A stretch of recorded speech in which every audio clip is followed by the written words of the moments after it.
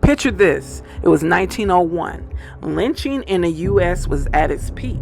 Two white sheriffs in a small town named Carroll County, Alabama, so you already know, took their vow to protect and serve to heart by going up against a mob of lunatics bent on taking another black man's soul.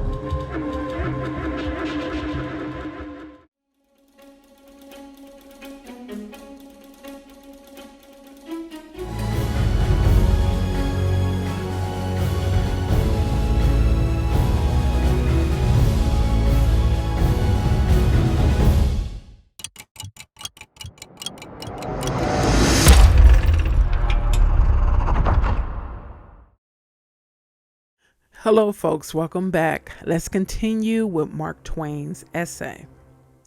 The four southern states, Alabama, Georgia, Louisiana, and Mississippi, are the worst offenders.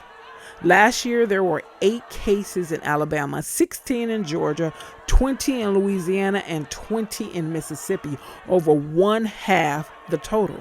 This year to date, there have been 9 in Alabama, 12 in Georgia, 11 in Louisiana, and 13 in Mississippi, again, more than one half the total number in the whole United States.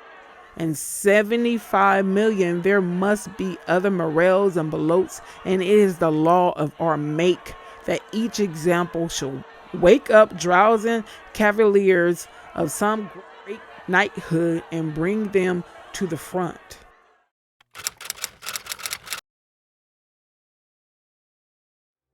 About a year ago, someone who resides in a southern state told me that black men are still being hung in trees. I don't know why that kind of still surprised me, because I live on the West Coast, and they was finding black men in trees and claiming that they committed suicide, and it's like I don't know too black. Some black men shy away from that because of the vile history of that. So I don't know. I asked, why isn't it widely reported? He didn't have an answer for that.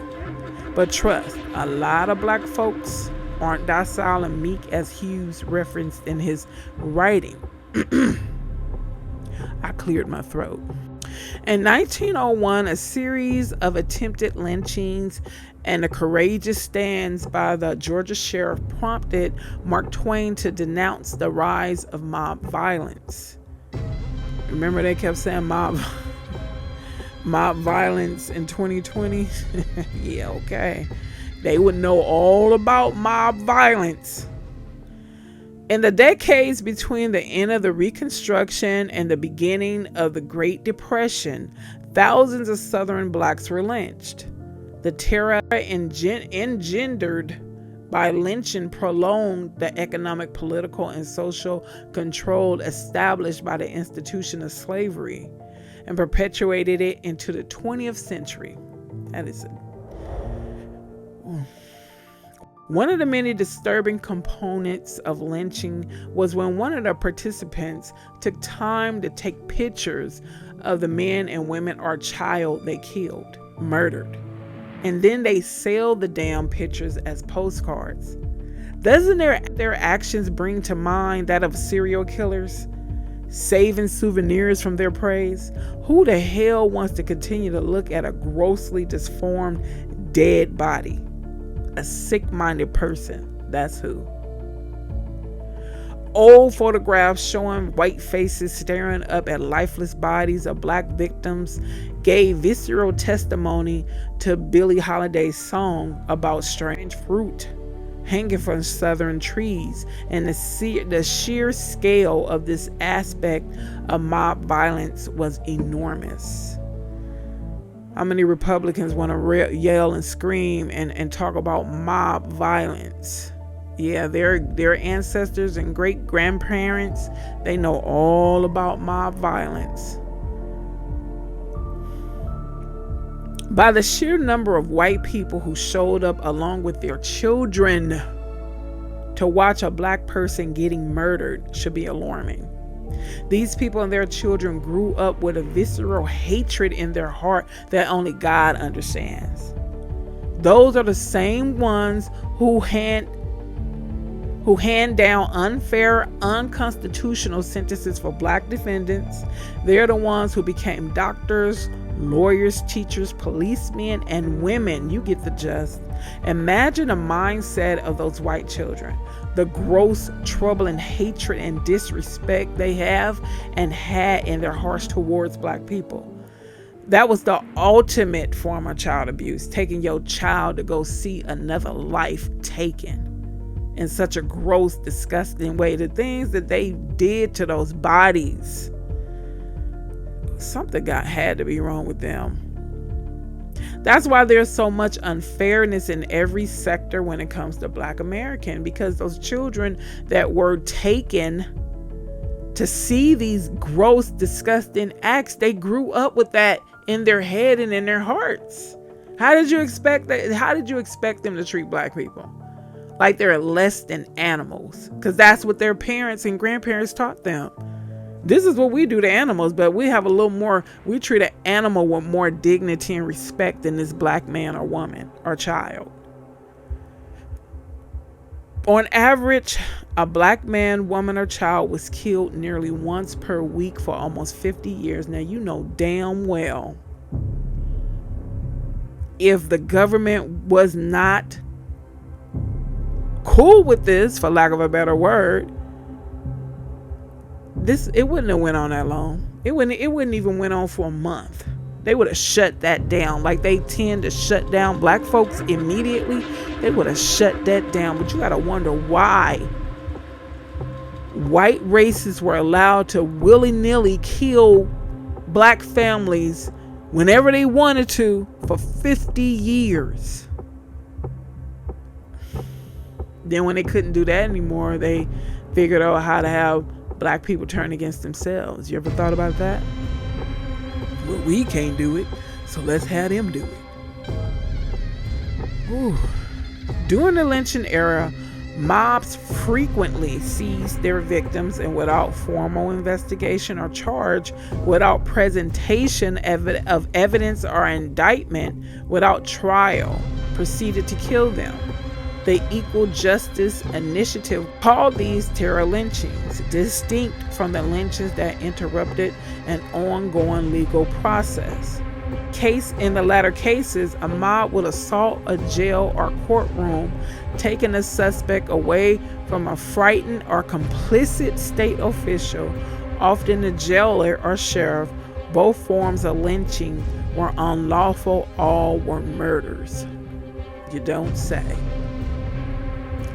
During the first 6 months of 1901 in Carroll County, Georgia, the white sheriff Joseph L. Merrell stopped 3 attempts by angry white mobs to kill his black prisoner.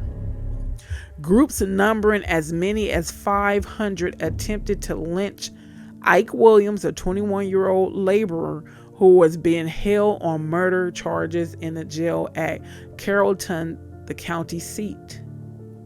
During each attempt, Merrell and his deputies defeated the mob twice by death and narrow escapes, and finally with deadly gunfire, followed by the state militia's intervention.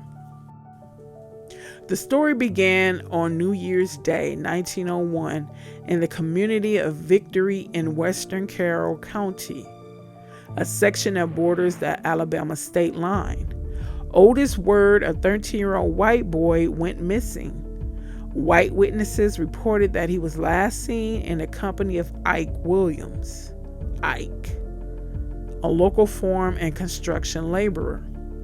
3 weeks later, the boy's body was found submerged in a pond, his throat slashed. Williams was promptly arrested by Sheriff Merrell and placed in the county jail. As word spread pointing to Williams as the chief suspect, a mob gathered in Carrollton. 2 mob members came to the jail and demanded Sheriff Merrell's keys, but he refused to turn them over. He then helped one of his deputies place Williams in a buggy and flee. The two narrowly escaped the mob, hiding in a river swamp overnight and then continuing the next morning 10 miles to Bremen, where they boarded a train for Atlanta. Late that day, January 27th, 1901, the lawman and his prisoner reached the Fulton Tower, a large and secure jail in the state's capital city. "If I had not left the swamp when I did," the deputy told a reporter for the Atlanta Constitution, "Ike Williams would have been swinging from a limb." A grand jury soon handed down an indictment against Williams. He returned to Carrollton for the trial, which had been scheduled for February the 11th. But on the day the trial was to begin, the prosecutor announced a postponement. He said he lacked sufficient evidence to convict Williams and needed more time to investigate the crime. Wow. The postponement inflamed the community. I'm sure it did. Soon the sheriff discovered new plans underway to seize and lynch Williams. He decided to return the prisoner to safety in Atlanta by train. But by the time the train had arrived at Carrollton Station, several hundred men had gathered there, their leader with a hangman's rope surrounding the train and preparing to seize Williams. Why did it have to take so many people to go after one person? You know that's wrong. You know how they say cowards run in packs? That don't apply to them? Several hundred people to hang one black man? Come on. The sheriff and his posse turned and dashed across country to a point 2 miles outside of town, where they stopped the Atlanta-bound train and boarded it with their prisoner. The mob, outwitted, failed in its subsequent pursuit. Williams was safely jailed in the Fulton Tower until the trial rescheduled for April the 8th. As Williams was taken from the tower on April the 9th, he expressed fear that he would be killed in Carrollton, but there was no immediate trouble. Once underway, the trial took several days. From the outset, Williams proclaimed his innocence. That didn't mean nothing to them. He could have been in a whole different state when the murder occurred. Oh well. But witnesses, almost all of them white, testified that he had been the last person seen with the victim. Yeah, sure. And the prosecutor argued that the defendant had robbed and killed Word. The prosecution provided evidence of money and a handkerchief owned by Word and allegedly in Williams' possession when he was arrested. Wow, how convenient, right? There was also a report of blood found on his clothes. The all-white jury found the black laborer guilty of Word's murder. He was sentenced to hang in Carrollton on June the 7th, 1901. I guess it was honorable for the law to do it instead of the bloodthirsty, murderous white mob, right? Boy, I tell you. The two Atlanta daily newspapers covered the scheduled execution, and the 2 days that followed in front page stories with pictures on June 8th and June 9th. Crowds from throughout Carroll County began arriving early on the day of hanging. That sounds like some savagery. Can you imagine rounding up your whole family to go see somebody get killed? I mean, nowadays you talk about cancel culture.